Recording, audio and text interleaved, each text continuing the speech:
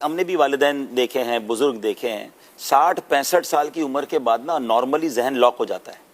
آپ اپنے بزرگ کو سمجھا نہیں سکتے, آپ کہتے ہیں بس جو وہ کہہ رہے ہیں مان لو. اب ان کو آپ کو نا یہ نہیں ہونا چاہیے, تو وہ جو زندگی گزری ہے نا, جو ان کا اپنا تجربہ, کہیں گے جو میں کہہ رہا ہوں وہ کر لو. تو اب اس عمر میں بحث نہیں کرنی چاہیے, کیونکہ چیزیں ایک جگہ پہ ذہن پہ جا کے رک جاتا ہے ذہن نا, اس کے بعد ویژن بہت بڑا نہیں ہوتا.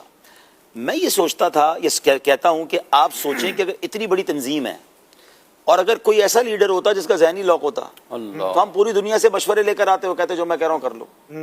مگر جو ویژن اور جو ذہن کی وسعت ہم نے امیر علیہ سنت میں دیکھی ہے, ہر گزرتے والا دن وہاں سے ویژن مل رہا ہوتا ہے کہ یہ بھی کر لو, یہ بھی کرنا چاہیے. ہم کوئی نیا آئیڈیا لے کے جاتے ہیں, اس سے بڑا آئیڈیا وہاں سے مل جاتا ہے. میں حیران ہوتا ہوں یہ فراست اس ایج میں کہاں سے آ رہی ہے. یعنی اتنی وسعت قلبی ہے دعوت اسلامی میں, ہر گزرنے والا دن جو انوویشنز ہو رہی ہیں, جو تبدیلیاں ہو رہی ہیں, جو بہتریاں ہو رہی ہیں, وہ کہاں سے ہو رہی ہیں. اگر ان کی عقل مندی, اگر میں کہتا ہوں چلیں ایک مشاورت ہو کے ہم پہنچے کسی کے پاس اور وہ کہیں بھائی مجھے سمجھ نہیں آتا, نہیں کرنا, جو کہہ دیا وہ کر لو, تو رک جاتا نا معاملہ.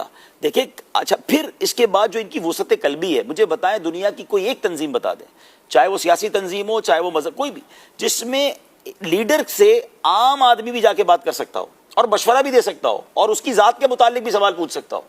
ہماری دنیا میں تو ایسا ہوتا ہی نہیں. ہم نے دیکھا کوئی لیڈر تک تو رسائی نہیں ہوتی. امیر علیہ السلام جب خصوصی مدنی مذاکرہ کرتے ہیں, جامعۃ المدینہ کا ایک طالب علم, بلکہ طالب علم بھی چھوڑیں, ایک پہلی بار فیضان مدینہ آنے والا مائک اٹھا کے ان سے سوال کرتا ہے, اور جو مشورہ دینا ہوتا ہے دیتا ہے, بلکہ ان کی ذات کے بارے میں سوال کرتا ہے.